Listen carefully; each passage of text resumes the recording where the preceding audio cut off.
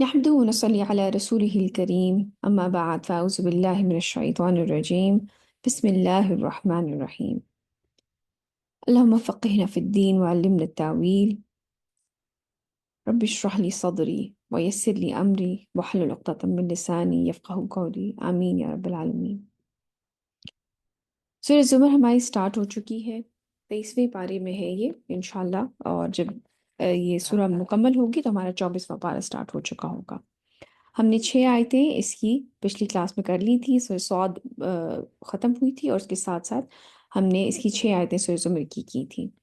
آج انشاءاللہ آیت نمبر 7 سے ہم سٹارٹ کرتے ہیں۔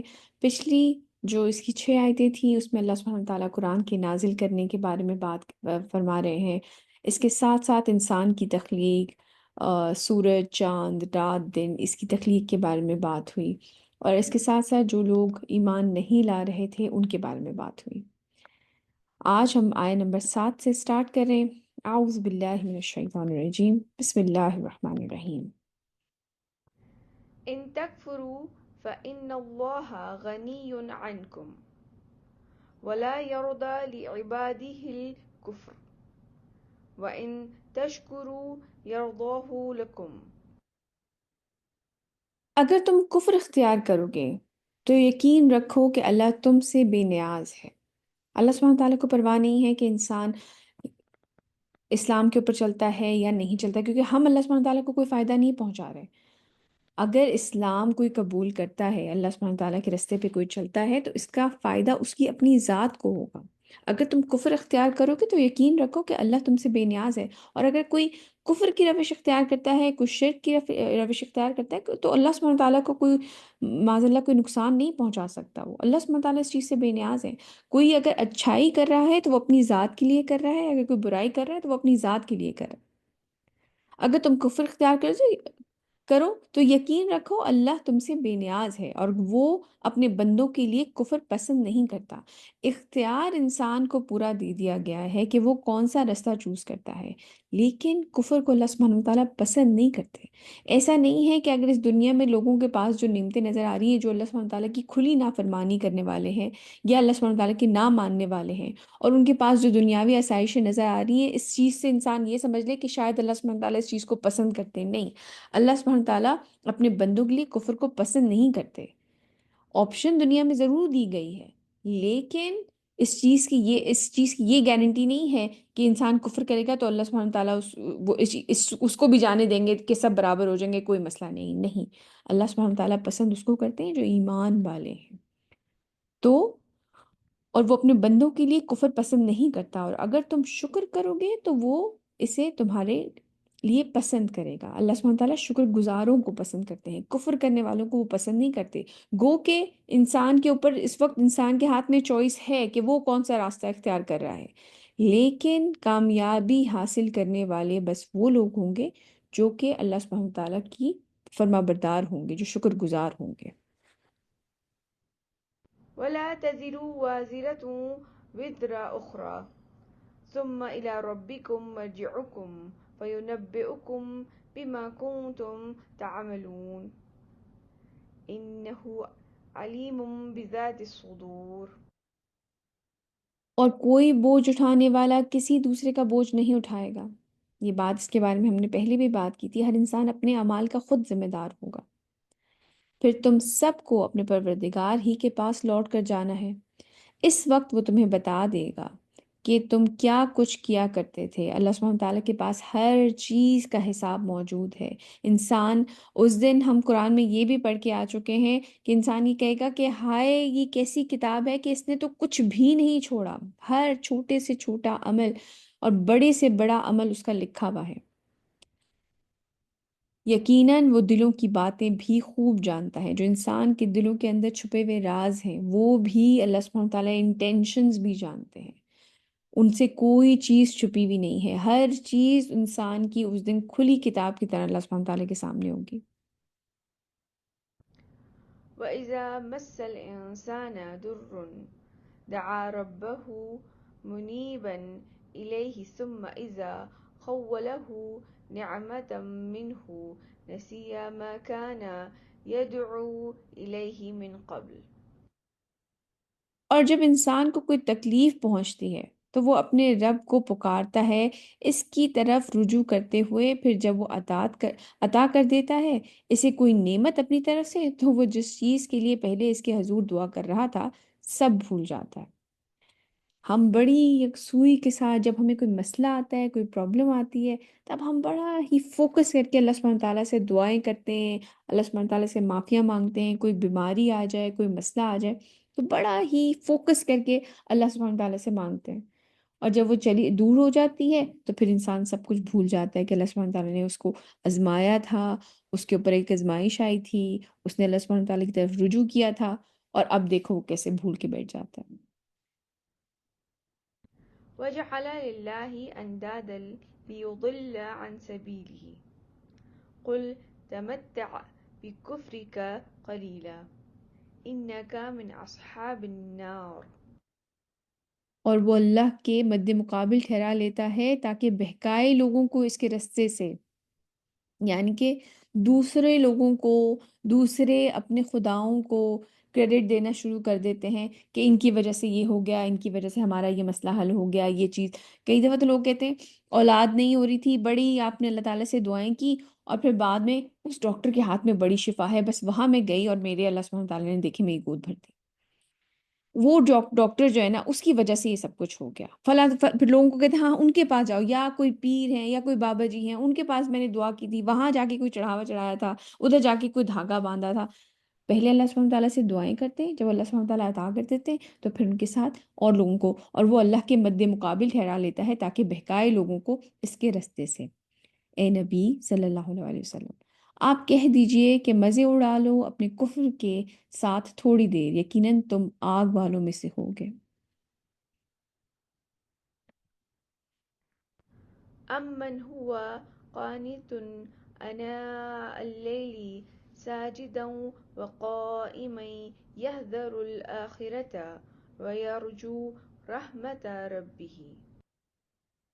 بھلا وہ شخص جو بندگی کرنے والا ہے رات کی گھڑیوں میں سجود و قیام کرتے ہوئے، وہ آخرت سے ڈرتا رہتا ہے اور اپنے رب کی رحمت کا امیدوار بھی ہے۔ یہ وہ کریکٹرسٹکس بتائے جا رہے ہیں، آپ یہ دیکھیں، یہ بڑا خوبصورت قرآن، بڑا ہمیشہ سے اس طرح سے کمپیریزن آپ دیکھیں گے کہ یہ اچھے لوگوں کے بارے میں بتاتا ہے، ساتھ میں برے لوگوں کے، یہ دونوں کردار ہیں۔ اسی لیے انسان سے جب ہم سے جب یہ کہا جاتا ہے نا کہ قرآن ہمارے بارے میں لکھا ہوا ہے، تو کوئی یہ نہیں ہے کہ ہمارا نام اس طرح سے قرآن کے اندر ایکسپلیسٹلی مینشن ہوا ہوگا کہ یہ لڑکی یہ کرتی ہے یا یہ۔ بیسکلی دو گروپس ہیں، ایک وہ لوگ جو اللہ سبحانہ تعالیٰ کی بات ماننے والے ہیں، اور وہ لوگ جو بات نہیں ماننے والے، یہ ان کا کمپیریزن ہمیشہ سے رہے گا۔ اب ہم نے یہ چوز کرنا ہے کہ ہم کون سے گروپ میں شامل ہیں۔ تو اب ایک تو وہ آ گئے کہ جو اللہ سبحانہ تعالیٰ کے ساتھ بڑے، اگر مسئلہ آ جاتا ہے بڑی یکسوئی کے ساتھ مانگتے ہیں، اور پھر بعد میں لوگوں کو، دوسرے لوگوں کو ان کے اللہ سبحانہ تعالیٰ کے برابر کر دیتے ہیں۔ ایک تو وہ کردار ہے، اور دوسرا کردار ہے بھلا وہ شخص جو بندگی کرنے والا ہے رات کی گھڑیوں میں، یعنی کہ سجود اور قیام، نمازیں پڑھنے والا ہے، تہجد پڑھنے والا ہے، کرتے ہوئے وہ آخرت سے ڈرتا رہتا ہے اور اپنے رب کی رحمت کا امیدوار بھی ہے۔ قل هل يستوي الذين يعلمون والذين لا يعلمون إنما يتذكر أولو الألباب۔ اے نبی صلی اللہ علیہ وآلہ وسلم، آپ کہہ دیجئے کہ کیا برابر ہو سکتے ہیں وہ لوگ جو علم رکھتے ہیں اور وہ جو علم نہیں رکھتے؟ حقیقی نصیحت اور سبق تو وہی لوگ حاصل کرتے ہیں جو عقل مند ہیں۔ مطلب یہ دونوں برابر تو نہیں ہو سکتے۔ یہ سب اللہ سبحانہ تعالیٰ، وہ لوگ جو کہ اپنی پوری زندگی اللہ سبحانہ تعالیٰ کے مطابق، ان کے رولز کے مطابق گزار رہے ہیں، اور وہ لوگ جو کہ اللہ سبحانہ تعالیٰ کی کھلی نافرمانی کر رہے ہیں، کفر کر رہے ہیں، شرک کر رہے ہیں، کیا یہ لوگ برابر ہو سکتے ہیں؟ یہ تو عقل مندی والی بات ہی نہیں ہے کہ یہ لوگ برابر ہو جائیں۔ حقیقت حقیقی نصیحت اور سبق وہی لوگ حاصل کرتے ہیں جو عقل مند ہیں۔ قل يا عباد الذين آمنوا اتقوا ربكم للذين أحسنوا في هذه الدنيا حسنة۔ اے نبی صلی اللہ علیہ وسلم، آپ کہیے کہ اے میرے وہ بندوں جو ایمان لائے ہو، اپنے رب کا تقوی اختیار کرو، یعنی کہ اللہ سبحانہ تعالیٰ سے ڈرتے رہو، اللہ سبحانہ تعالیٰ کے بارے میں انسان ہمیشہ کانشیس رہے۔ جو لوگ احسان کی روش اختیار کریں گے ان کے لیے اس دنیا میں بھی بھلائی ہے۔ احسان کے بارے میں ہم نے بڑی ڈیٹیل میں بات کی ہوئی ہے پہلے بھی، جو کہ بہت مشہور ایک حدیث جبرائیل ہے، اس سے بھی ہم نے بات کی کہ نبی کریم صلی اللہ علیہ وسلم سے جب پوچھا گیا احسان کیا ہے، تو آپ نے فرمایا کہ اللہ کی عبادت اس طرح کی جائے کہ جیسے کہ تم اسے دیکھ رہے ہو، اور اگر اس مقام تک نہ پہنچ سکو تو یہ ضرور یاد رکھو کہ وہ تمہیں دیکھ رہا ہے۔ تو یہ ہے احسان کا درجہ، اور پھر لوگوں کے ساتھ احسان، ہم نے بڑا ڈیٹیل میں اس کے بارے میں بات کی ہے۔ وأرض الله واسعة إنما يوفى الصابرون أجرهم بغير حساب۔ اور اللہ کی زمین بہت وسیع ہے، یقیناً صبر کرنے والوں کو ان کا اجر پورا پورا دیا جائے گا بغیر حساب کے۔ یہ وہ وقت تھا جب کہ مسلمانوں کے اوپر بہت ہی شدید قسم کا ان کو اذیت دی جا رہی تھی، مکے کے اندر ان کو بہت ہی تکلیف پہنچائی جا رہی تھی، صرف اس بنا پہ کہ وہ ایمان لے کر آئے تھے۔ تو اللہ سبحانہ تعالیٰ فرما رہے ہیں کہ ان کی زمین، یہ بیسیکلی ہجرت کی طرف اشارہ ہے کہ اللہ کی زمین بہت وسیع ہے، یقین صبر کرنے والوں کو ان کا اجر پورا پورا دیا جائے گا بغیر حساب کے۔ یعنی کہ وہ لوگ جو کہ ہجرت کرنے کی استطاعت رکھتے ہیں، وہ بہتر یہ ہے کہ وہ کسی ایسی جگہ پہ موو کر جائیں جہاں پہ ان کے لیے اللہ سبحانہ تعالیٰ کا دین فالو کرنا، عبادت کرنا آسان ہو۔ اور وہ لوگ جو کہ نہیں کر پائے ان کے لیے صبر ہے، وہ صبر کریں اور اس کا بہت بھرپور اجر انہیں عطا کیا جائے گا۔ قل إني أمرت أن أعبد الله مخلصا له الدين۔ اے نبی صلی اللہ علیہ وسلم، آپ کہہ دیجئے مجھے تو حکم ہوا ہے کہ میں بندگی کروں اللہ کی، اس کے لیے اپنی اطاعت کو خالص کرتے ہوئے، یعنی کہ کسی کو اللہ سبحانہ تعالیٰ کے مد مقابل نہ بنایا جائے، ان کا کوئی شریک نہ بنایا جائے، یہ نہ بنایا جائے کہ وہ فلاں جو ہیں انہوں نے میرا یہ چیز کام کر دی، یا میری کسی اور کو اگر کوئی احکام قرآن اور سنت کے مطابق آپ کے سامنے آئے ہیں اور اس کے برخلاف آپ کو کوئی بات کہہ رہا ہے تو آپ اس کو ماننا شروع کر دیں۔ نہیں، خالصتاً اطاعت جو ہے اللہ سبحانہ تعالیٰ کی جائے۔ تو اے نبی صلی اللہ علیہ وسلم، آپ کہہ دیجئے مجھے تو حکم ہوا ہے کہ میں بندگی کروں اللہ کی، اس کے لیے اپنی اطاعت کو خالص کرتے ہوئے۔ وأمرت لأن أكون أول المسلمين۔ ایک بہت امپورٹنٹ بات، اور مجھے حکم ہوا ہے کہ سب سے پہلے فرما بردار میں خود بنوں۔ اس کا مطلب کیا ہے؟ کہ انسان ایسی بات دوسروں کو نہ کہے جو کہ وہ خود فالو نہ کرتا ہو۔ سب سے پہلے نبی کریم صلی اللہ علیہ وسلم سے یہ فرمایا جا رہا ہے کہ وہ لوگوں سے کہہ دیں کہ پہلے مجھے حکم یہ ہوا ہے کہ سب سے پہلے میں وہ فرما بردار بنوں، یعنی کہ جو احکام آ رہے ہیں وہ سب سے پہلے میرے اوپر لاگو ہوتے ہیں، میں وہ کر کے دکھاؤں۔ جیسے کہ نبی کریم صلی اللہ علیہ وسلم کے بارے میں ہم جانتے ہیں، حضرت عائشہ کا جو قول ہے کہ آپ چلتا پھرتا قرآن تھے، تو جو احکام آ رہے تھے وہ نبی کریم صلی اللہ علیہ وسلم اپنے اوپر اپلائی کرتے تھے پہلے، اور پھر اس کا حکم دیتے تھے۔ تو وہ چیزیں پہلے اپنے اوپر اپلائی کرنی ہے۔ تو جو کہ آج کل کے معاشرے میں آپ دیکھتے ہوں گے بیٹا، آئی ایم شیور آپ لوگوں نے اس طرح کی ایکسپیرینس کی ہوں گی کہ لوگ دوسروں کو باتیں جملے کس رہے ہوتے ہیں اور وہ خود اس چیز کے اوپر عمل نہیں کر رہے ہوتے ہیں۔ تو سب سے پہلے ہمیں اللہ سبحانہ تعالیٰ کی اطاعت اختیار کرنی چاہیے، پھر دوسروں کو دعوت دینی چاہیے۔ میں اس بات کو کلیئر کر دوں یہاں پر، میرا کہنے کا یہ ہرگز مطلب نہیں ہے کہ جب تک آپ ایک پرفیکٹ مسلمان نہ بن جائیں تو آپ لوگوں کو بھلائی کی طرف تب تک نہ بلائیں، یا برائی سے مت روکیں جب تک آپ خود ایک پرفیکٹ مسلمان نہیں بن جائیں۔ نہیں، میرا مطلب یہ نہیں ہے۔ ہم سب سٹرگل کر رہے ہوتے ہیں، ہم سب اپنے آپ کو، اپنی ذات کو بہتر بنانے کی کوشش کر رہے ہوتے ہیں۔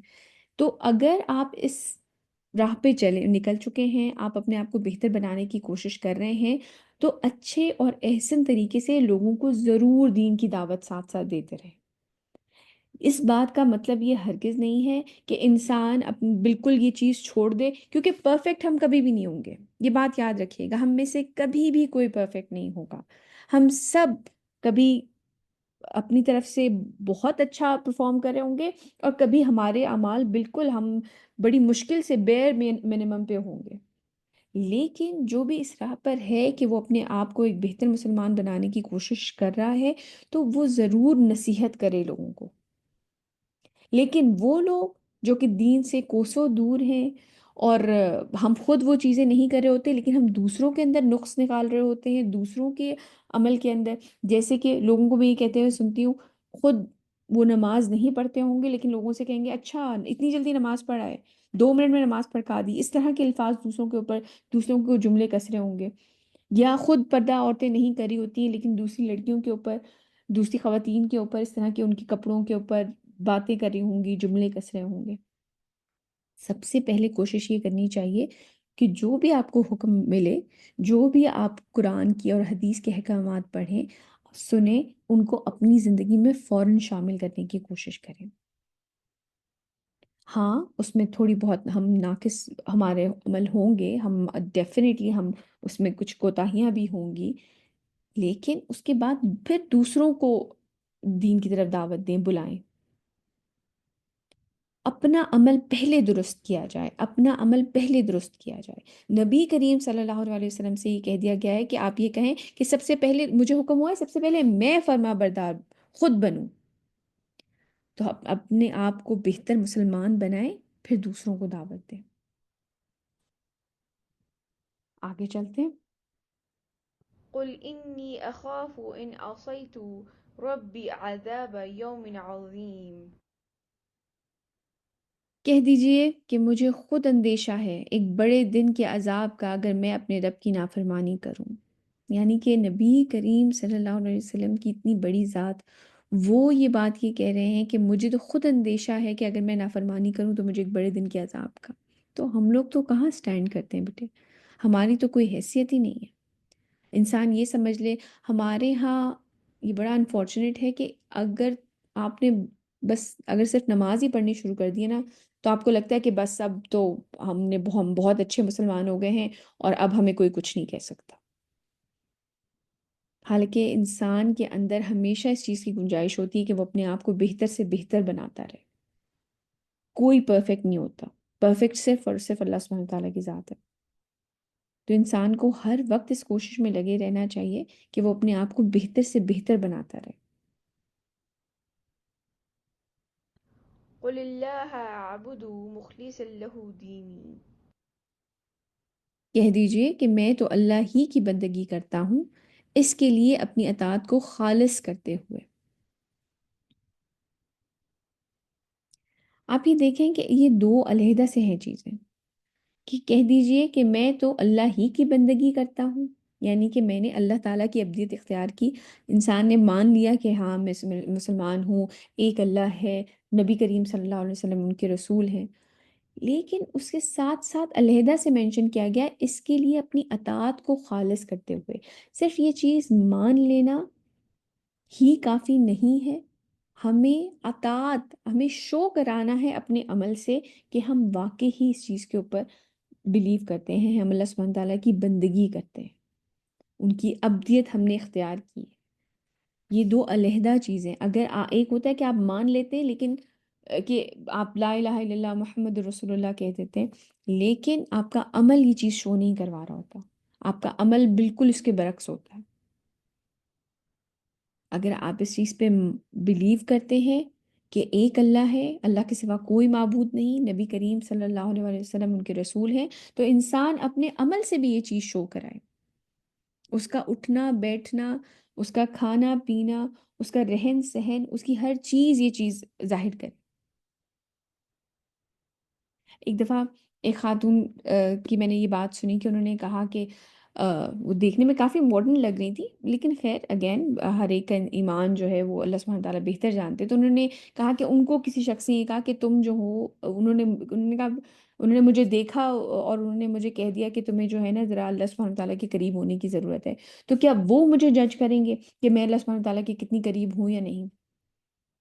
دیکھیں میں کسی میرے کوئی پوزیشن نہیں ہے کہ میں انہیں جج کر سکوں، لیکن اس کے اوپر مجھے ایک بات کا خیال یہ آیا کہ دیکھیں جیسے ایک چھوٹا سا بچہ ہوتا ہے، اسے کوئی کارٹون پسند ہوتا ہے، لڑکیاں جیسے آج کل ہے، جیسے کوئی ایلسا پسند ہے، کسی کو باربی پسند ہے، تو وہ اسی کی طرح ڈریس اپ ہوتی ہیں، اسی کی طرح کے اپنی وہ بال بنانا چاہتی ہیں، ویسے ہی کپڑے پہننا چاہتی ہیں، ویسے ہی چلنا چاہتی ہیں. تو جو چیز آپ کو اندر سے پسند ہوتی ہے نا، وہ آپ کے ظاہر میں نظر آتی ہے، جو آپ کے باطن میں ہوتی ہے وہ آپ کے ظاہر میں نظر آتی ہے.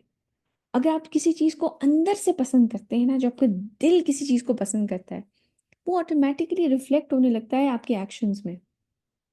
تو اگر آپ واقعی ہی انسان اللہ تعالیٰ کی بندگی اختیار کریں، اللہ سبحانہ تعالیٰ کو اپنا خدا مانے، نبی کریم صلی اللہ علیہ وسلم کی پیروی کرنا چاہے، تو وہ چیز آٹومیٹکلی اس کی نظر آئے گی، اس کے ظاہر میں نظر آنی شروع ہو جائے گی، اس کے عمل میں نظر آنی شروع ہو جائے گی، وہ اطاعت نظر آنی شروع ہو جاتی ہے۔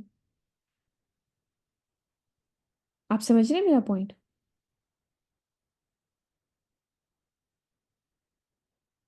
ایسا نہیں ہو سکتا کہ انسان دل سے کسی چیز کو پسند کرے اور وہ اس کے ظاہر میں نظر نہ آتی ہو۔ اس کا مطلب ہے کہ اس نے دل سے ایکسیپٹ نہیں کیا اگر وہ چیز اس کے ظاہر میں نظر نہیں آ رہی۔ ہم سب کمزور ہوتے ہیں، ہم سب ایمان کے مختلف درجوں پہ ہوتے ہیں، یہ بات ڈیفینیٹلی یہ صحیح بات ہے کہ ہر انسان ایک ہی لیول پہ نہیں ہوتا، کوئی اوپر ہے، کوئی نیچے ہے، کوئی اسٹرگل کر رہا ہے۔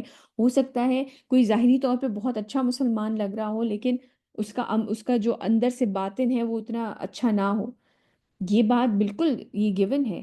لیکن اگر آپ واقعی ہی میں کوئی چیز دل سے پسند کرتے ہیں نا، جیسے کہ میں نے بچے کی اگزامپل دی، کوئی اسپائڈر مین کو پسند کرتا ہے، کوئی اس طرح کے کارٹونس کو پسند کرتا ہے، تو وہ اسی طرح کپڑے پہنے گا، اسی طرح سے کبھی جب کھیل رہا ہوگا تو ادھر ادھر جمپ لگا رہے ہوں گے، کیونکہ آپ کو وہ دل سے، وہ اندر سے چیز پسند ہوگی۔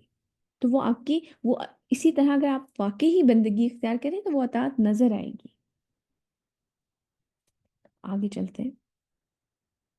فاعبدوا ما شئتم من دونه قل إن الخاسرين الذين خسروا أنفسهم وأهليهم يوم القيامة ألا ذلك هو الخسران المبين۔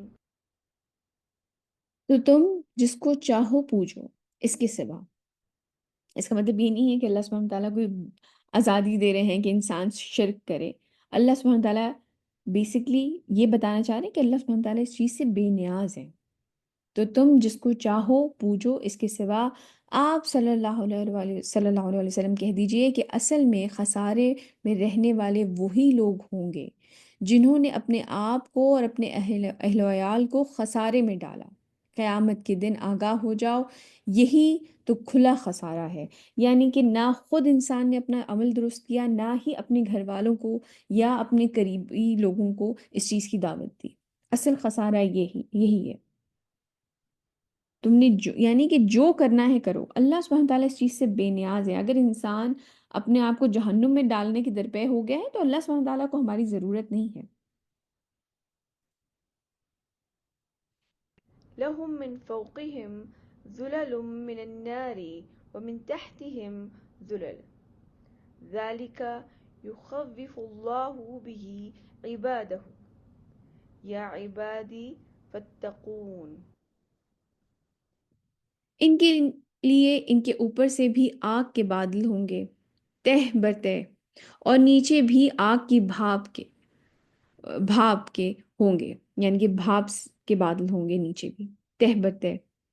اے میرے بندو پس تم مجھ سے ڈرو۔ اللہ سبحانہ تعالیٰ سے ڈرنے کا کیا مطلب ہے بیٹے؟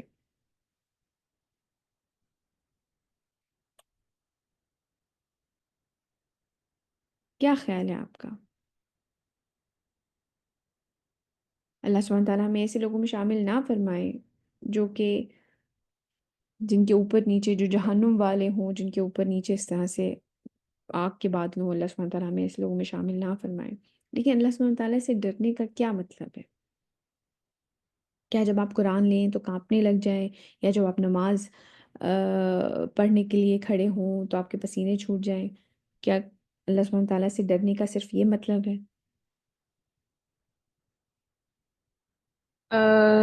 میم، اللہ سے ڈرنے کا مطلب کہ ہم برائی کی طرف جاتے ہوئے خود کو روکیں کہ ہوں اللہ دیکھ رہے ہیں ہمیں۔ تو یہ خیال اگر آپ کے دل میں آئے گا تو آپ آٹومیٹکلی برائی کی طرف نہیں جائیں گے، اگر آپ کے دل میں اللہ کا خوف ہوا تو۔ ایگزیکٹلی، جزاک اللہ۔ بالکل آپ نے صحیح بات کی کہ انسان اس بارے میں کانشیس رہے کہ وہ کس راہ پہ نکل رہا ہے، جو عمل وہ کر رہا ہے کیا یہ اللہ سبحانہ تعالیٰ کے قریب کرنے والا عمل ہے یا اللہ سبحانہ تعالیٰ سے دور کرنے والا عمل ہے۔ اس چیز کے بارے میں انسان ہر وقت کانشیس رہے، کہ ہم جو بات کہہ رہے ہیں، جو عمل کر رہے ہیں، جو کھانا ہم کھا رہے ہیں، کیا یہ اللہ سبحانہ تعالیٰ کی خوشنودی کا باعث ہے؟ کیا ہم نے یہ حلال طریقے سے کمایا ہے؟ کیا ہم جو دوسرے کے اوپر کوئی جملہ کس رہے ہیں یا جو بات ہم منہ سے نکال رہے ہیں، کیا یہ کسی کی دل آزاری کا باعث تو نہیں بنے گی؟ کیا اللہ سبحانہ تعالیٰ کو یہ بات پسند آئے گی اگر میں یہ بات کسی کو کہوں؟ ہر چیز میں، ہر قدم اٹھاتے ہوئے، ہر عمل کرتے ہوئے آپ اس چیز کے بارے میں کانشیس رہیں کہ کیا میرا اللہ مجھ سے اس بات پہ راضی ہوگا یا یہ بات انہیں پسند نہیں آئے گی۔ اس بارے میں انسان ہر وقت کانشیس رہے، ہر وقت کانشیس۔ دیکھیں میں بار بار یہ بات کہتی ہوں کیونکہ یہ ہم انسان ہیں، ہم سب سے غلطیاں ہوتی ہیں، ہم سب سے خطائیں ہوتی ہیں، لیکن انسان اپنی طرف سے تو 100% کوشش کرے نا۔ ہم سب سلپ ہوتے ہیں، ہمارے ساتھ شیطان لگا ہوا ہے، اس کی وسپرز ہوتے ہیں، ہمارا اپنا نفس بہت بڑا ہے، وہ ہمیں بہکاتا ہے۔ یہ ایک کانسٹنٹ اسٹرگل ہے، ایک جنگ ہے جو کہ ہمارے اندر چل رہی ہے، لیکن انسان ہر وقت کانشیس ضرور رہے کہ کیا جو وقت جو کام میں کرنے جا رہا ہوں، کیا یہ مجھے اللہ تعالیٰ کے قریب کرے گا یا مجھے ان سے دور کرے گا؟ کیا یہ اس بات پہ مجھ سے راضی ہوں گے یا میں ان سے دور ہو جاؤں گا؟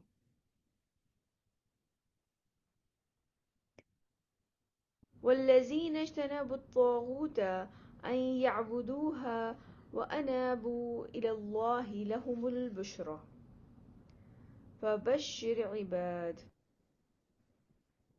اور وہ لوگ جنہوں نے طاغوت سے کنارہ کشی کر لی، طاغوت یعنی کہ شیطان یا اور اس طرح کی کوئی بھی باطل چیزیں، جو بھی باطل نظام ہے طاغوت کا، اور وہ لوگ جنہوں نے طاغوت سے کنارہ کشی کر لی، اس طرح کہ اس کی بندگی نہ کی، یعنی کہ شیطان کی یا اس سسٹم کی یا ان باطل چیزوں کی، ان باطل عقائد کی پیروی نہ کی، ان کی بندگی نہ کی، اور انہوں نے رجوع کر لیا اللہ کی طرف، ان کے لیے بشارت ہے، یعنی کہ خوشخبری ہے۔ تو اے نبی صلی اللہ علیہ وسلم، میرے ان بندوں کو بشارت دے دیجئے۔ الذين يستمعون القول فيتبعون أحسنه أولئك الذين هداهم الله وأولئك هم أولو الألباب۔ ایک اور بہت امپورٹنٹ بات جو کہ یہ ہمارے ہاں بہت زیادہ کامن ہے، جو لوگ جو بات کو توجہ سے سنتے ہیں، یعنی کہ وہ لوگ جو ہیں اللہ سبحانہ تعالیٰ کی طرف جو رجوع کرنے والے ہیں، جو بات کو توجہ سے سنتے ہیں پھر اس کی بہترین پہلو کی پیروی کرتے ہیں، وہ لوگ ہیں جنہیں اللہ نے ہدایت دی ہے، اور یہی وہ لوگ ہیں جو عقل مند ہیں۔ یہ کتنی امپورٹنٹ بات ہے۔ ہم آج کل مختلف قسم کے اسکالرس کو سنتے ہیں، مختلف قسم کی پوائنٹ آف ویوز ہمارے سامنے آ رہے ہوتے ہیں، لیکن ذرا ہم ایون اسکالرس بھی آپس میں ایک دوسرے کو کی کوئی مختلف بات، کوئی اختلاف کو برداشت نہیں کرتا۔ یہ ایک انتہائی غلط بات ہے۔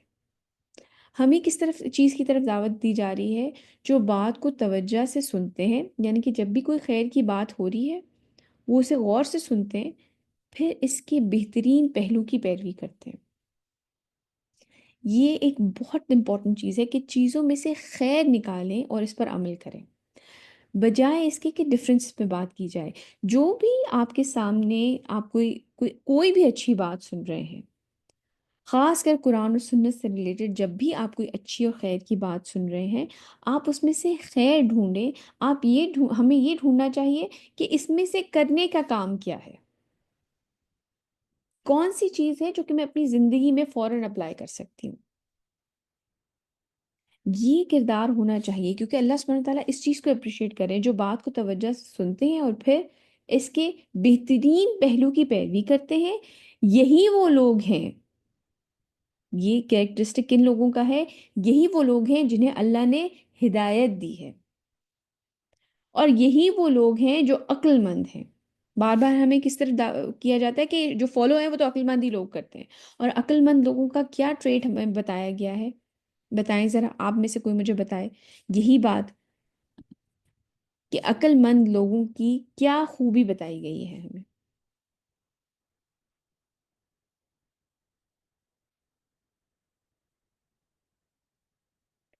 عقل مند لوگوں کی خوبی ہمیں یہ بتائی گئی ہے کہ جو بات کو غور سے سنتے ہیں اور اس کے بہترین پہلو پہ عمل کرتے ہیں، یعنی کہ جو بات ان کے سامنے کی جا رہی ہو آپ اس میں سے پازیٹیو چیزیں نکالیں اور اس کو اپنی زندگی میں فوراً شامل کر لیں۔ لیکن انفارچونیٹلی ہمارے ہاں ہوتا کیا ہے، ہمارے ہاں اختلافات کے اوپر بات کی جاتی ہے اور پھر ان اختلافات کو لے کر ایک کو دوسرے کے اوپر برتری دینی شروع کر دی جاتی ہے۔ اس لیے ہمارا کام کیا ہے کہ اپنے آپ کو اختلافات میں نہ پھنسائیں۔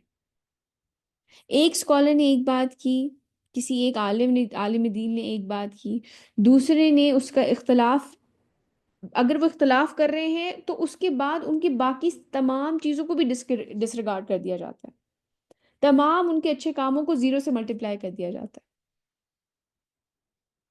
انتہائی بری زبان ایک دوسرے کے بارے میں استعمال کی جائے گی، اور وہ لوگ جو کہ ان کو سننے والے ہیں وہ بھی سائڈز لینا شروع کر دیتے ہیں۔ حالانکہ ہمیں قرآن کس طرف دعوت دے رہا ہے؟ قرآن ہمیں اس طرف دعوت دے رہا ہے کہ جو بات کو توجہ سے سنتے ہیں پھر اس کے بہترین پہلو کی طرف پیروی کرتے ہیں۔ تو ہمیں دعوت یہ دی جا رہی ہے کہ چیزوں میں سے خیر نکالیں اور اس پر عمل کریں۔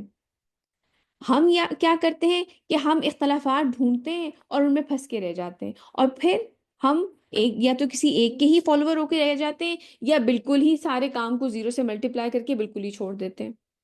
ہمیں اختلافات سے دور رہنے کے لیے کہا گیا ہے۔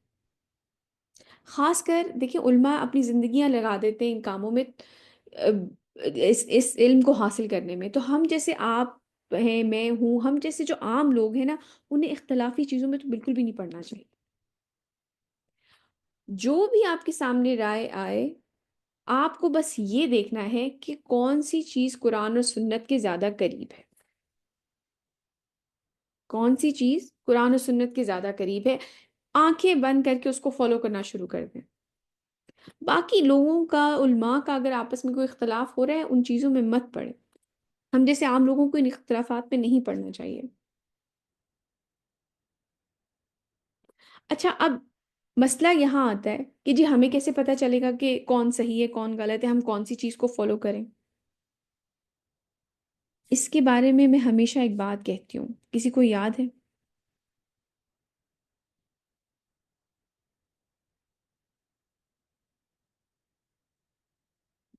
اس کے بارے میں یہ بات امپورٹنٹ ہے کہ قرآن اور سنت کے بارے میں اپنے علم میں اضافہ کریں۔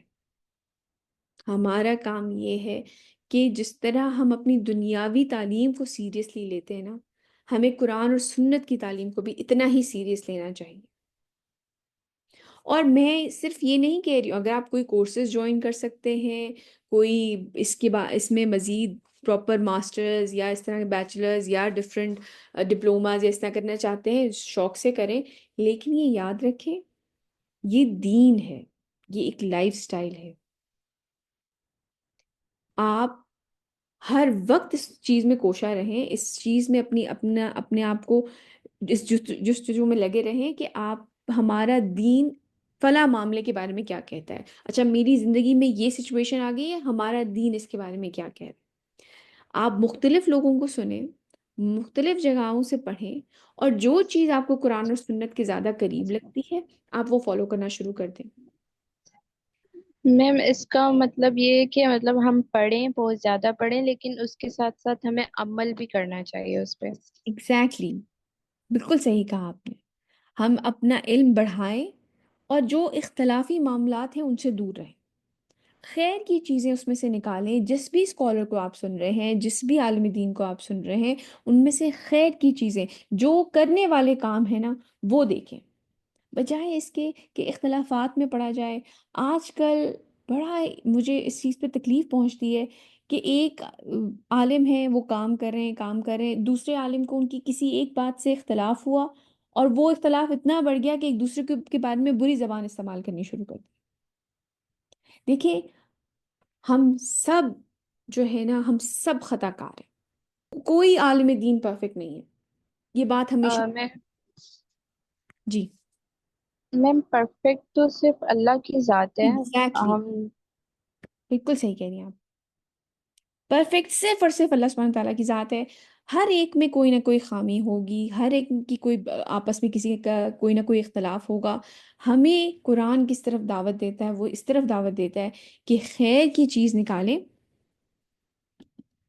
جو بات کو توجہ سے سنتے ہیں پھر اس کی بہترین پہلو کی پیروی کرتے ہیں۔ تو اس وجہ سے جو اچھا کام کسی نے کیا ہوا ہے اس اچھے کام میں سے خیر کو نکالیں اور اس پہ عمل کرنا شروع کر دیں، بجائے اس کے کہ ان کو بدنام کیا جائے یا ان کی اختلافی معاملات میں پڑھا جائے۔ ہمیں خیر کی طرف بلایا جا رہا ہے، اور پھر باقی کام کو زیرو سے ملٹیپلائی نہ کیا جائے۔ یہ بہت امپورٹنٹ چیز ہے، اور اس کے لیے ہم جس طرح اپنی دنیاوی تعلیم کو امپورٹنس دیتے ہیں، ہمیں اپنی دینی تعلیم کو بھی اتنی امپورٹنس دینی چاہیے۔ اپنا علم بڑھائیں، اپنے علم میں اضافہ کریں۔ فارغ بیٹھے ہوئے ہیں، بجائے اس کے کہ انسان ریلز دیکھے، آپ کوئی اچھی کتاب پڑھنی شروع کر دیں۔ یا اگر آپ کو ریلز ہی دیکھنی ہے فار ایگزامپل، تو آپ ایسے چینل سبسکرائب کریں جو کہ دینی تعلیم دے رہے ہوتے ہیں۔ آپ کو شارٹ دیکھ رہے ہیں، اس میں بھی اب تو ماشاءاللہ اتنا لوگ کام کر رہے ہیں، آپ ایسی شارٹس ایسے چینلز کو سبسکرائب کریں تاکہ آپ کے پاس وہی شارٹس آئیں، اور آپ جس سے آپ کا علم بڑھ رہا ہو اسلام سے ریلیٹڈ۔ آگے چلتے ہیں۔ أفمن حق عليه كلمة العذاب أفأنت تنقذ من في النار؟ تو کیا وہ شخص جس پہ ثابت ہو چکا ہے عذاب کا فیصلہ، تو اے نبی صلی اللہ علیہ وسلم کیا آپ اس کو بچا سکیں گے جو آگ میں ہے؟ لكن الذين اتقوا ربهم لهم غرف من فوقها غرف مبنية تجري من تحتها الأنهار وعد الله لا يخلف الله الميعاد۔ لیکن وہ لوگ جو اپنے رب کا تقوی اختیار کرتے ہیں، ان کے لیے ہوں گے بالا خانوں پر بالا خانے، ایک دوسرے کے اوپر، مطلب ایسی کنسٹرکشنز ہوں گی چنے ہوئے۔ ان کے دامن میں ندیاں بہتی ہوں گی، یعنی کہ نہریں بہہ رہی ہوں گی، نیچے سے گزر رہی ہوں گی۔ یہ اللہ کا وعدہ ہے، اللہ اپنے وعدے کی خلاف ورزی نہیں کرتا بے شک۔ تو اس لیے آپ کو یاد ہوگا ہم نے پہلے بات کی تھی کہ جب دوزخ کی آیتیں پڑھیں تو اس سے پناہ مانگیں، اور جب جنت کی آیتیں پڑھیں تو اس سے اللہ سبحانہ تعالیٰ سے سوال کریں جنت کا۔ تو اللہم انی اسألک الجنہ، اے اللہ میں آپ سے جنت کا سوال کرتی ہوں۔ ألم تر أن الله أنزل من السماء ماء فسلكه ينابيع في الأرض ثم يخرج به زرعا مختلفا ألوانه؟ کیا تم نے نہیں دیکھا کہ اللہ نے اتارا آسمان سے پانی، پھر اس کو چلا دیا چشموں کی شکل میں، یعنی کہ وہ جو بالکل ایسے آبشاری سی بہری ہوتی ہیں جو اوپر سے پانی پگھل کے آ رہا ہوتا ہے زمین میں، پھر اس کے ذریعے سے وہ نکالتا ہے کھیتی جس کے مختلف رنگ ہیں۔ یعنی کہ آپ دیکھیں ایک وہی براؤن مٹی ہے، ایک وہ ٹرانسپیرنٹ پانی اندر جا رہا ہے، لیکن اندر سے کیسے رنگ برنگی چیزیں نکل رہی ہیں۔ یہ اللہ سبحانہ تعالیٰ کی قدرت ہے۔ ثم يهيج فتراه مصفرا ثم يجعله حطاما إن في ذلك لذكرى لأولي الألباب۔ پھر وہ پک کر تیار ہو جاتی ہے، پھر تم اسے دیکھتے ہو کہ وہ زرد ہو گئی، پھر وہ اسے چورا چورا کر دیتا ہے۔ یقیناً اس میں یاد دہانی ہے اور سبق ہے ہوش مند لوگوں کے لیے، کہ اللہ سبحانہ تعالیٰ اس میں سے پھر نباتات مختلف قسم کی پودے اگاتے ہیں، پھر وہ زرد رنگ کی، پھر وہ پیلی پڑنی شروع ہوتی ہے، پھر وہ چورا چورا جب اس کی کٹائی ہو جاتی ہے تو وہ چورا چورا کچھ وہاں پہ اس طرح سے باقی نہیں بچتا۔ تو یہ اللہ سبحانہ تعالیٰ کی طرف سے نشانیاں ہیں۔ ہماری اپنی زندگی کی بھی اسی طرح کی ایک لائف سائیکل ہے۔ انسان، ایک بچہ پیدا ہوتا ہے، خوشیاں منائی جاتی ہیں، پھر وہ ذرا بڑا ہوتا ہے، جوان ہوتا ہے، پھر اس بالوں میں سفیدی آنی شروع ہوتی ہے، اور آخر میں جا کے وہ واپس میں مٹی میں چلا جاتا ہے۔ تو ہماری بھی اسی طرح کی ایک لائف سائیکل ہے۔ أفمن شرح الله صدره للإسلام فهو على نور من ربه فويل للقاسيات قلوبهم من ذكر الله أولئك في ضلال مبين۔ بھلا وہ شخص کہ جس کے سینے کو اللہ نے کھول دیا ہے اسلام کے لیے اور وہ اپنے رب کی طرف سے نور پر ہے، تو ہلاکت اور بربادی ہے ان لوگوں کے لیے جن کے دل سخت ہو گئے ہیں۔ یعنی کہ وہ قرآن، وہ کلام جو نبی کریم صلی اللہ علیہ وسلم کے سینے پہ نازل ہوا، وہ لوگوں کو اس کی طرف دعوت دے رہے تھے، تو وہ لوگ جو ہدایت پا رہے تھے نبی کریم صلی اللہ علیہ وسلم سے، تو وہ لوگ تھے جو کہ ہدایت پہ تھے، وہ نور پر تھے۔ اور دوسری طرف وہی کلام سن کے لوگوں کے دل سخت ہوئے تھے اور وہ بات ماننے کو تیار نہیں تھے۔ تو ہلاکت اور بربادی ہے ان لوگوں کے لیے جن کے دل سخت ہو گئے ہیں اللہ کے ذکر سے، یہ لوگ کھلی گمراہی میں ہیں۔ میم، الله نزل أحسن الحديث كتابا متشابها مثاني تقشعر منه جلود الذين يخشون ربهم. جی اینی آپ کچھ شیئر کرنا چاہیں تھی؟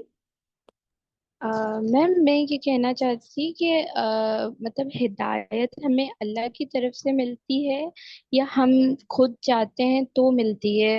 مطلب دیکھیں، کیا ہے یہ؟ ہدایت اس کو ملتی ہے جو ہدایت کا طلبگار ہوتا ہے، جو چاہتا ہے ہدایت، جو چاہتا ہے کہ میں ایک اچھا انسان بنوں، جو اچھی راہ پہ چلنا چاہتا ہے، جو اللہ سبحانہ تعالیٰ کے دین کے اوپر چلنا چاہتا ہے، اس کو ہدایت عطا کی جاتی ہے۔ آپ کو اب پہلا سٹیپ، وہ جو ہم نے حدیث ہم نے کئی دفعہ یہ حدیث پڑھی اپنی کلاس میں، کہ آپ ایک قدم اٹھاتے ہیں، آپ چل کے آتے ہیں تو اللہ سبحانہ تعالیٰ دوڑ کے آتے ہیں، آپ ایک ہاتھ آتے ہیں وہ 10 ہاتھ آتے ہیں۔ تو پہلا قدم انسان اٹھاتا ہے، وہ ہدایت کی طرف شو کرتا ہے، اللہ سبحانہ تعالیٰ اس کو ہدایت عطا کرتے ہیں۔ آپ دیکھیں جب ہم نماز پڑھتے ہیں سورہ فاتحہ میں، ہم بارہا ہدایت مانگتے ہیں اللہ سبحانہ تعالیٰ سے۔ تو جو جینوینلی اللہ سبحانہ تعالیٰ سے ہدایت مانگے گا اس کو ہدایت عطا کر دی جائے گی، ورنہ اللہ سبحانہ تعالیٰ بے نیاز ہے۔ ٹھیک ہے؟ جزاک اللہ میم۔ وہی۔ اللہ نے بہترین کلام نازل کیا ہے بے شک کتاب کی صورت میں، جس کے مضامین باہم مشابہ ہیں اور بار بار دہرائے گئے ہیں۔ قرآن میں آپ دیکھیں گے ایک جو ٹاپک ہے وہ کئی دفعہ آتا ہے، جیسے کہ قصہ ابلیس و آدم کا جو قصہ تھا، یا حضرت موسیٰ کے جو قصہ ہے، یا حضرت نوح کے بارے میں، تو وہ بار بار ریپیٹ کیے جاتے ہیں۔ اس کی تلاوت سے ان لوگوں کے رونگٹے کھڑے ہو جاتے ہیں جو اپنے رب سے ڈرتے ہیں، یعنی کہ کیونکہ وہ غور و فکر کر رہے ہوتے ہیں، وہ اللہ سبحانہ تعالیٰ کی آیتوں کے اوپر ان کی تفسیر، ان کے بارے میں جان رہے ہوتے ہیں، تو وہ ایک جو او والا فیکٹر ہے وہ رونگٹے کھڑے کر دیتا ہے ان لوگوں کے۔ ثم تلين جلودهم وقلوبهم إلى ذكر الله ذلك هدى الله يهدي به من يشاء ومن يضلل الله فما له من هاد. پھر ان کی کھالیں اور ان کے دل اللہ کی یاد کے لیے نرم پڑ جاتے ہیں۔ یہ اللہ کی ہدایت ہے جس سے وہ ہدایت بخشتا ہے جس کو چاہتا ہے۔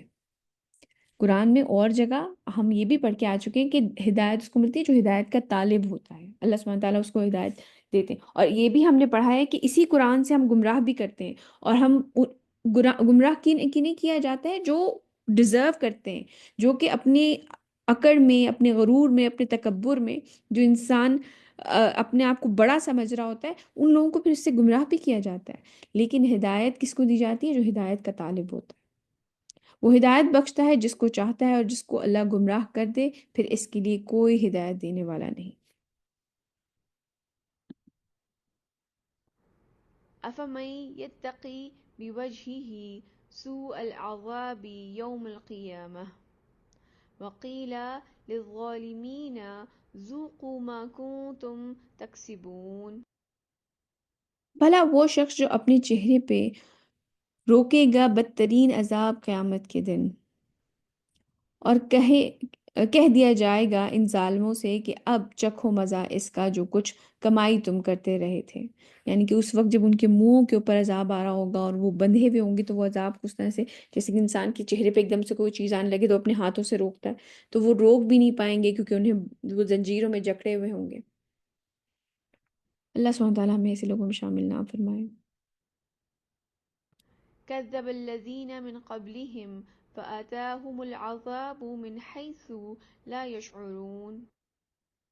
اے نبی صلی اللہ علیہ وسلم، جھٹلایا تھا انہوں نے بھی جو ان سے پہلے تھے، تو ان پر آن دھمکا عذاب وہاں سے جہاں سے انہیں گمان تک نہیں تھا۔ مطلب وہ ایسی حالتوں میں، ایسے وقت میں وہ پکڑے گئے جب وہ سوچ بھی نہیں سکتے تھے کہ ان کے اوپر عذاب آئے گا۔ آپ کو یاد ہوگا کہ وہ لوگ ہنسا کرتے تھے حضرت نوح کے اوپر کہ یہ کشتی کیوں بنا رہے ہیں، یہاں کہاں پانی آنے لگا ہے۔ تو وہ امیجن بھی نہیں کر سکتے تھے کہ اس طریقے سے انہیں غرق کیا جائے گا۔ فأذاقهم الله الخزي في الحياة الدنيا ولعذاب الآخرة أكبر لو كانوا يعلمون۔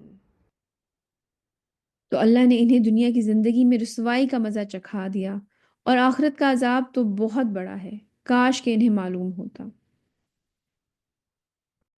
وَلَقَدْ ضَرَبْنَا لِلنَّاسِ فِي هَذَا الْقُرْآنِ مِنْ كُلِّ مَثَلٍ لَعَلَّهُمْ يَتَذَكَّرُونَ۔ اور ہم نے انسانوں کے لیے اس قرآن میں ہر قسم کی مثالیں بیان کر دی ہیں، شاید کہ وہ سبق حاصل کریں۔ قرآنًا عربيًّا غير ذي عوج لعلهم يتقون۔ ہم نے اسے بنا دیا ہے قرآن عربی، اس میں کوئی کجی نہیں ہے، یعنی کہ کوئی ٹیڑھ نہیں ہے، کوئی ٹیڑھی میڑھی بات نہیں ہے، سیدھا صاف بیان، مبین، کھلا روشن، شاید کہ وہ تقوی کی روش اختیار کریں۔ ضرب الله مثلا رجلا فيه شركاء متشاكسون ورجلا سلاما لرجل هل يستويان مثلا الحمد لله بل أكثرهم لا يعلمون۔ اللہ نے مثال بیان فرمائی ہے ایک شخص کی جس میں بہت سے آپس میں ضد رکھنے والے آقا شریک ہیں، یعنی کہ ایک جو لوگ ہیں جو ایک کئی خداؤں کو ماننے والے ہیں، تو وہ ایک بندہ ہے اور اس کو جو اس کے آقا ہیں، اس کے جو خدا جنہوں نے بنائے ہوئے وہ بہت سارے ہیں، اور وہ آپس میں ضد رکھنے والے ہیں۔ اور ایک وہ شخص ہے جو پورے طور پر ایک ہی آقا کا غلام ہے، یعنی کہ وہ صرف اور صرف ایک کو ماننے والا ہے۔ اب آپ خود سوچیں کہ ایک سرونٹ ہے جس کے بہت سارے آقا ہیں، بہت سارے آرڈرز دینے والے ہیں، وہ زیادہ پریشان رہے گا یا وہ شخص جس کا صرف ایک ہی آقا ہے، اس نے ایک ہی کو فالو کرنا ہے، ایک ہی کی بات سننی ہے؟ ظاہر سی بات ہے ایک کو فالو کرنے والا زیادہ سکون میں رہے گا۔ جو پوری طور پر ایک ہی آقا کا غلام ہے، کیا یہ دونوں برابر ہو سکتے ہیں؟ مثال میں کل تعریف اللہ کے لیے ہے، لیکن ان کی اکثریت علم نہیں رکھتی۔ إنك ميت وإنهم ميتون۔ اے نبی صلی اللہ علیہ وسلم، یقیناً موت آپ پر بھی وارد ہوگی اور یہ سب بھی مرنے والے ہیں۔ یہ ایک ایسا یونیورسل ٹروتھ ہے کہ ہر انسان جو ہے وہ موت کا مزہ چکھے گا، ہر ہر نفس موت کا ذائقہ چکھے گا۔ اس لیے یہ بات بہت امپورٹنٹ ہے بیٹے کہ موت سے بچا نہیں جا سکتا، تو آئے ہم ایک اچھے انجام کی تیاری کریں، ہم یہ کوشش کریں کہ ہمارا خاتمہ بالخیر ہو۔ یوٹیوب پہ ایک چینل ہے ون اسلام کر کے، اس میں مختلف قسم کی ویڈیوز اسلام سے ریلیٹڈ آتی ہیں، لیکن ان کی بھی پچھلے دنوں ایک سیریز آئی تھی جس میں، یا شاید میں نے ابھی دیکھی ہے، کہ اس میں وہ مختلف جو شیخ تھے، مختلف شیوخ، مختلف اسکالر جو تھے جو والنٹیئر کرتے ہیں مردوں کو نہلانے میں، انہوں نے ڈفرینٹ واقعات شیئر کیے ہوئے تھے کہ کیسے مختلف لوگوں کا انجام ہوتا ہے جب ان کا انتقال ہوتا ہے، کیسے ان کی زندگیاں امپیکٹ کرتی ہیں ان کی موت کو، مختلف واقعات، اور بڑے ہی آپ سمجھ لیں کہ انسان کے رونگٹے کھڑے ہو جاتے ہیں، ایسے ایسے واقعات ہیں۔ جیسے میں ایک عورت کا واقعہ آپ کو سناتی ہوں، میں نے وہیں پر سنا کہ ایک عورت تھی، جو شیخ تھے جو یہ واقعہ سنا رہے تھے، انہوں نے وہ والنٹیئر بیسیکلی کرتے تھے کہ مردوں کو نہلانے پہ، تو ان کو جو لیڈیز، ان کا جو بھی گروپ تھا، جو پوری آرگنائزیشن تھی، ان کی طرف سے کال آئی، انہوں نے کہا کہ ہم نے ابھی ایک عورت کو غسل دیا ہے جو کہ انتہائی اس میں سے اکیلنگی کے بغیر ابھی ہم نے اس کو اس طرح سے کوئی خوشبو کچھ بھی نہیں لگائی تھی جو کہ جیسے مردوں کی لگائی جاتی ہے، اس کے باوجود وہ کیلنگی کی اس میں سے خوشبو آ رہی تھی، اور مستقل اس کی جو شہادت کی انگلی تھی وہ اٹھی ہی رہی جب اس کو غسل بھی دیا جا رہا تھا، اور وہ اسمائل کر رہی تھی۔ خیر یہاں تک پہنچا، اس کے بعد جو تھا وہ اس کا انتقال جدہ میں ہوا اور اس کو مکہ لے کے گئے۔ تو اس دن 17 رمضان تھا، اور انہوں نے کہا کہ یہ بہت ہی ریئر ہوتا ہے، آپ میں سے جن کا بھی اتفاق ہوا ہو عمرے پہ جانے کا تو آپ کو پتہ ہوگا کہ ہر نماز کے بعد تقریباً وہاں پہ نماز جنازہ ہو رہی ہوتی ہے، اور وہ دو تین چار پانچ اس طرح لوگوں کے جنازے وہاں پہ پڑھے جاتے ہیں۔ انہوں نے کہا وہ واحد عورت تھی اس دن جنازے کے لیے جب اس کا جنازہ وہاں پہ پڑھا گیا، اور ہزاروں لوگ اس کے جنازے میں شامل تھے۔ آپ سوچیں نا، جو رمضان میں لوگ کتنے لوگ وہاں پہ جاتے ہیں عمرہ کرنے کے لیے، تراویح پڑھنے کے لیے، ارد گرد سے لوگ آئے ہوئے ہوں گے، مسجد میں جو بیٹھنے کے لیے آئے ہیں، عبادت کرنے کے لیے آئے ہیں، کوئی عمرہ کرنے آیا ہے، کوئی طواف کرنے آیا ہے، ہزاروں لوگ شامل تھے۔ آپ لوگوں کو شاید اتفاق ہوا ہو، رمضان کے اندر باہر تک کی روڈز بلاک کر دی جاتی ہیں، وہاں تک صفیں بندھی ہوئی ہوتی ہیں۔ تو وہ اس دن وہ کہتے ہیں یہ بہت ہی ریئر ہوتا ہے کہ کوئی صرف ایک ہی نماز جنازہ کے لیے باڈی ہو۔ خیر اس کی صرف ایک اس بندی کی نماز جنازہ وہاں پہ پڑھائی گئی، اور اس کی لوگوں نے مغفرت کی دعا کی ہوگی، اللہ تعالیٰ اس کی مغفرت فرمائے۔ اس کے بعد انہوں نے کہا حجرہ ختیجہ، یعنی کہ جہاں پہ حضرت خدیجہ کو کی تدفین ہوئی ہے، وہ بندی آخری بندی تھی۔ اس کے بعد وہ رمضان میں کھولا جاتا تھا پہلے، وہ واحد بندی تھی جس کی تدفین آخری وہ بندی تھی، پھر وہاں پہ جگہ بند ہو گئی اور وہ جگہ جو ہے وہ بند کر دی گئی۔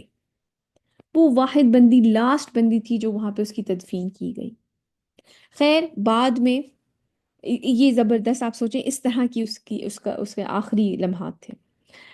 اس کے بعد وہ جو شیخ تھے انہوں نے فیملی کو کانٹیکٹ کیا، انہوں نے ان سے جا کے پوچھا کہ بھئی ایسی کیا عمل تمہاری کرتی تھی، جو ان کے شوہر تھے یا ان کے بچے تھے، ان سے پوچھا کہ ایسا کون سا عمل تمہاری جو خاتون تھی یہ کرتی تھی، تو انہوں نے کہا کہ ہمیں پتہ نہیں تھا اس وقت تک جب تک کہ یہ زندہ تھی، ہمیں یہ بعد میں پتہ چلا کہ یہ چھپ کر صدقہ کیا کرتی تھی، جس کسی کو کھانے کی ضرورت ہے تو آ کر کھانا پکا رہی ہیں یا کھانا خرید رہی ہیں، اور خاموشی سے کسی کو پتہ نہیں ہوتا تھا اور جا کے دے کے آ رہی ہوتی تھی، لوگوں کی مدد چھپ کے کیا کرتی تھی۔ کسی کو کپڑوں کی ضرورت ہے، کوئی عید کا موقع آیا ہے اور وہ کسی کے کپڑے بنوا کے اپنے گھر والوں کو بھی پتہ نہیں ہوتا تھا اور وہ جا کے مدد کر رہی ہوتی تھی، اور انہوں نے کہا ہمیں یہ چیز بعد میں پتہ چلی جب ان کے انتقال کے بعد وہ لوگ آ کے ہم سے ملے، ان کی زندگی میں یہ بات کسی کو پتہ بھی نہیں تھی، اور ان کا اس طریقے سے خاتمہ ہوا۔ اور ہر طرح کے واقعات اس کے اندر موجود ہیں۔ آئی تھنک ون اسلام کر کے غالباً ہے، آپ ضرور دیکھیے گا، وہ پوری سیریز بہت اچھی ہے اور بڑا ایمان افروز واقعات ہیں اس کے اندر۔ آگے چلتے ہیں۔ ثم إنكم يوم القيامة عند ربكم تختصمون پھر تم قیامت کے دن اپنے رب کے پاس آپس میں جھگڑو گے۔ فمن أظلم ممن كذب على الله وكذب بالصدق إذ جاءه أليس في جهنم مثوى للكافرين اس شخص سے بڑھ کر ظالم اور کون ہوگا جو اللہ پر جھوٹ باندھے اور جھٹلائے سچی بات کو جبکہ اس کے پاس آ گئی ہو، یعنی جو سچی جو حق بات جو حق کلام اس کے سامنے آ گیا ہے، تو کیا جہنم ہی میں ٹھکانہ نہیں ہے ایسے کافروں کا؟ والذي جاء بالصدق وصدق به أولئك هم المتقون اور وہ شخص جو سچائی لے کر آیا اور وہ جس نے اس کی تصدیق کی، یہی لوگ ہیں کہ جو متقی ہیں، یعنی کہ وہ سچ بات جو لے کر آئے نبی کریم صلی اللہ علیہ وسلم اور باقیوں نے تصدیق کی، انہوں نے مانا اس چیز کو، یہی لوگ ہیں جو متقی ہیں۔ لهم ما يشاءون عند ربهم ذلك جزاء المحسنين ان کے لیے اپنے رب کے پاس وہ سب کچھ ہے جو یہ چاہیں گے. جنت میں انسان جو خواہش کرے گا اسے عطا کیا جائے گا. یہی بدلہ ہے نیکوکاروں کا. اللہ سبحانہ تعالیٰ ہمیں اس لوگ میں شامل فرمائے. لِيُكَفِّرَ اللَّهُ عَنْهُمْ أَسْوَأَ الَّذِي عَمِلُوا وَيَجْزِيَهُمْ أَجْرَهُمْ بِأَحْسَنِ الَّذِي كَانُوا يَعْمَلُونَ. تاکہ اللہ ان کے دور کر دے ان کے برے اعمال کو، ان سے دور کر دے ان کے برے اعمال کو. کتنی زبردست بات ہے. ایسا نہیں ہے کہ یہ برے اعمال نہیں کیے ہوں گے ان کے پاس، تاکہ اللہ ان سے دور کر دے ان کے برے اعمال کو، دور کر دے یعنی کہ برے اعمال ہوں گے ان کو دور کر دیا جائے گا، اور ان کو اجر عطا فرمائے ان کے بہترین اعمال کے سبب حساب سے، یعنی کہ جو اچھے اعمال انہوں نے کیے ہوں گے اس کے حساب سے ان کو اجر عطا کیا جائے گا. تو یہ بات یاد رکھنی چاہیے کہ اللہ سبحانہ تعالیٰ کے بندے گناہوں سے پاک نہیں ہوتے. ہم سب گنہگار ہیں، بلکہ وہ استغفار کرتے رہتے ہیں تو ان کے گناہ مٹا دیے جاتے ہیں. حضرت ابو ہریرہ سے روایت ہے کہ نبی کریم صلی اللہ علیہ وسلم نے فرمایا، اس ام، اس کی قسم جس کے ہاتھ میں میری جان ہے، یعنی کہ اللہ سبحانہ تعالیٰ کی قسم، اگر تم گناہ نہ کرتے تو اللہ تمہیں ختم کر دیتا اور تمہاری جگہ ایسے لوگوں کو لے آتا جو گناہ کرتے اور اللہ سے معافی مانگتے اور اللہ ان کو معاف کر دیتا. تو ہم سب گنہگار ہیں بیٹے.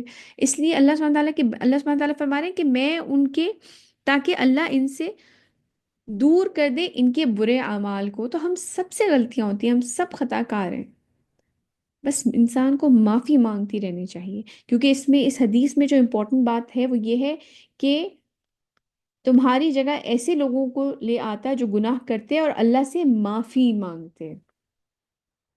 تو جب بھی کوئی غلطی ہو جایا کرے، اس کو پہلی بات یہ، ہم نے یہ بھی حدیث میں پڑھا کہ اس کو کسی اچھے نیک عمل سے فوراً ریپلیس کرنا چاہیے اور فوراً استغفار کرنی چاہیے، معافی مانگنی چاہیے جو بھی خطا ہو جائے، جب بھی خطا ہو جائے. آگے چلتے ہیں. أَلَيْسَ اللَّهُ بِكَافٍ عَبْدَهُ وَيُخَوِّفُونَكَ بِالَّذِينَ مِن دُونِهِ وَمَن يُضْلِلِ اللَّهُ فَمَا لَهُ مِنْ هَادٍ. کیا اللہ کافی نہیں ہے اپنے بندوں کے لیے؟ اور اے نبی صلی اللہ علیہ وسلم، یہ لوگ آپ کو ڈراتے ہیں ان سے جو اس کے علاوہ ان کے معبود ہیں، یعنی کہ نبی کریم صلی اللہ علیہ وسلم کو ان جو شریک تھے ان سے ڈرایا کرتے تھے. اور جس کو اللہ گمراہ کر دے تو اس کے لیے کوئی ہدایت دینے والا نہیں ہے. مطلب اللہ سبحانہ تعالیٰ کافی ہیں. وہ کس چیز سے ڈرا رہے ہیں؟ ان جھوٹے معبودوں سے. وَمَن يَهْدِ اللَّهُ فَمَا لَهُ مِن مُضِلٍّ. أَلَيْسَ اللَّهُ بِعَزِيزٍ ذِي انتقام. اور جس کو اللہ ہدایت دے دے تو اسے گمراہ کرنے والا کوئی نہیں.